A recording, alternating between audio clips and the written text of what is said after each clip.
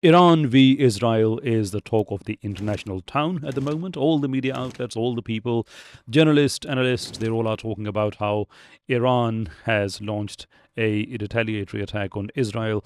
As you probably are aware, that Israel launched an attack on Iranian consulate in Damascus earlier in April 2024, and Iran took about 2 weeks to respond, but finally they did respond by sending 300 ammunitions into Israel. Both parties are claiming victory because, well, that's one thing with the war. You always claim victory.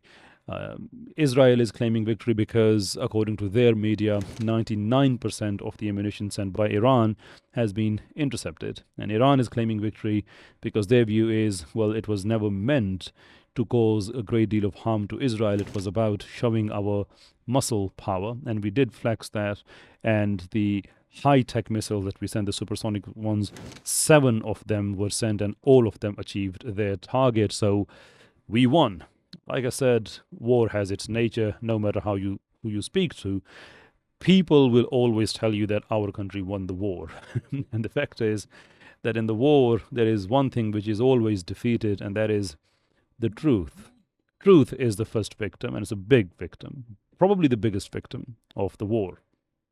So, back to the topic. Israelis, they have their version of victory. Iranians, they have their version of victory. But in this case, when we say the truth is the biggest victim, the truth that is taking place in Gaza, that is the biggest victim, because no one seems to be talking about that anymore. I mean, the focal point, I understand that Iran, Israel, they're long time enemies, and their conflict is anticipated. Not that people are waiting for it, but certainly people are anticipating that something bad can happen. The clash is inevitable, and here it had actually happened at state level. No proxies involved. I mean, proxies were involved, but it was not only proxies. Previously, it was just proxies versus proxies, but in this case, it was state v state. So, in that regard, yes, it is a big event. But what is happening in Gaza is not just a state to state war. That is genocide. That is famine. That is ruthless killing of children and elderly and ill, and destroying mosques and churches and hospitals and schools and killing the aid workers. All that is still happening. None of that has gone away.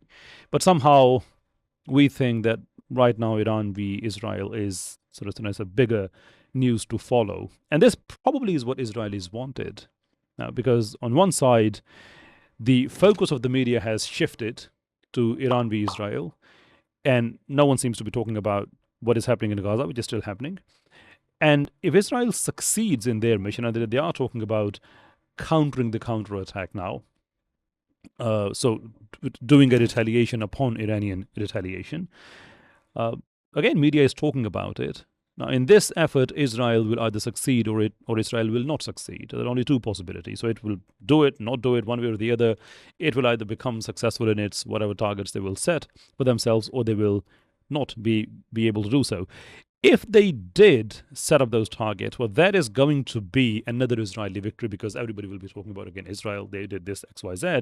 And if they fail and the war overspills beyond its geographical location right now, that would be another Israeli victory, because then the West will have to come in.